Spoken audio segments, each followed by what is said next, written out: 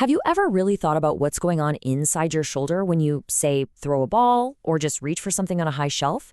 It's not just one muscle doing all the work. It's a whole team, a seriously well-coordinated team. And today, we're going to meet every single player and figure out their exact role in what is one of the most incredible feats of natural engineering in our bodies. So let's get right into it. You know, it seems so simple, doesn't it? You just move your arm. But behind every single one of those movements is this incredible symphony of perfectly timed muscle contractions.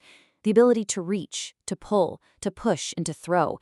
It's all thanks to this highly specialized team of muscles working in perfect, and I mean perfect, harmony. Okay, so to really get a handle on this, we're going to think of these muscles as a highly skilled sports team. You've got your deep stabilizers, the foundational crew. You've got your big power movers, the heavy lifters, and they all follow this brilliant playbook. So let's go ahead and meet them. Now, before we meet the players, we have to understand the game they're all playing. See, the shoulder joint itself is designed to solve a pretty fundamental engineering challenge. And here it is. It's this constant trade-off. Your shoulder has the greatest range of motion of any joint in your body. That's what we mean by maximum mobility. But the price you pay for that incredible freedom is a real lack of natural stability. The best way to think about it is like a golf ball sitting on a very, very shallow tee. Without a strong team of muscles holding that ball in place, it would just be incredibly unstable. So how does the body solve that stability problem?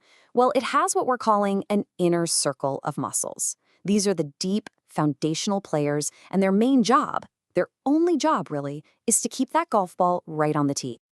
And the core of that stabilizing crew, it's made up of just 4 key muscles. They might be small, but they are absolutely essential. And together, they form what you've probably heard of as the rotator cuff.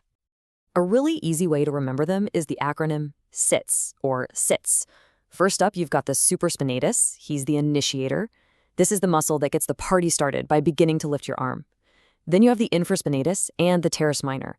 These two work as a pair to rotate your arm outwards, like when you're winding up to throw a ball. And finally, you've got the subscapularis, which does the exact opposite. It rotates your arm inwards, like when you're reaching behind your back. This quote from our source material really just sums up their #1 job perfectly. Think of these muscles as a living, dynamic cuff. They are constantly working to pull the ball part of your arm bone, that's the humeral head, snugly into the shallow T of your shoulder socket, which is called the glenoid fossa. This is what gives your shoulder stability through its entire amazing range of motion. Okay, so our inner circle has the joint nice and stable. Now it's time to bring in the heavy hitters. These are the larger muscles, the ones closer to the surface that produce the big, powerful movements you can actually see.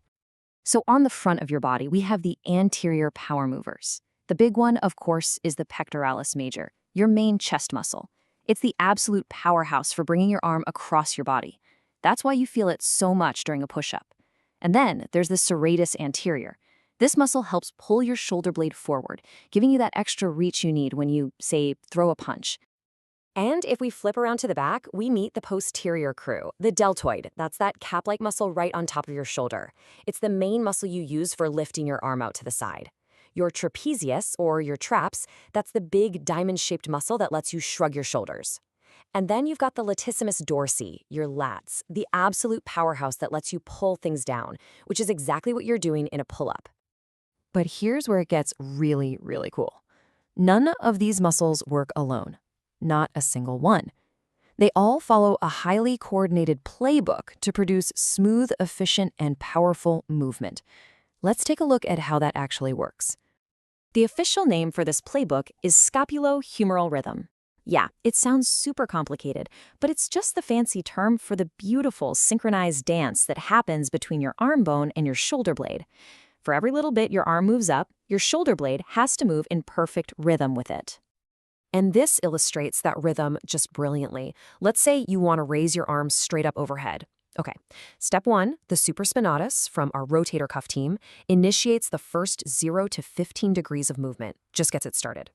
Step 2, the big deltoid muscle takes over for the main heavy lifting. But to get all the way up, you need step 3. The trapezius and serratus anterior muscles actually rotate your entire shoulder blade upwards, clearing a path for the arm to achieve its full range of motion. It's a perfect handoff between all the different players on the team. So you can see why understanding this team and their playbook is so crucial. Because when things go wrong, when one player is out, it affects the whole system. Let's take a quick look at why this really matters for your long-term health.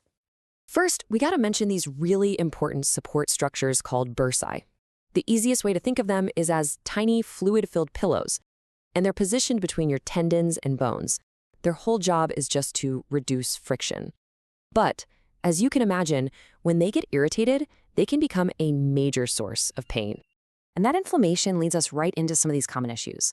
When the playbook breaks down or players on the team get overworked, you can get problems like rotator cuff tendonitis, especially in that supraspinatus tendon we talked about. You can get actual muscle tears, you can get painful bursitis when those little cushions get inflamed, or just general strains from overuse, which is, as you know, super common in athletes. So here's the big takeaway from all this. Your shoulder isn't just one thing, it's a team. It's a whole team of stabilizers and power movers all working together from a shared playbook. So the next time you think about shoulder health, whether you're working out, playing a sport, or just reaching for a cup in the kitchen, remember you have to take care of the entire team, from the smallest little stabilizer to the biggest power mover, to keep them all playing in perfect harmony.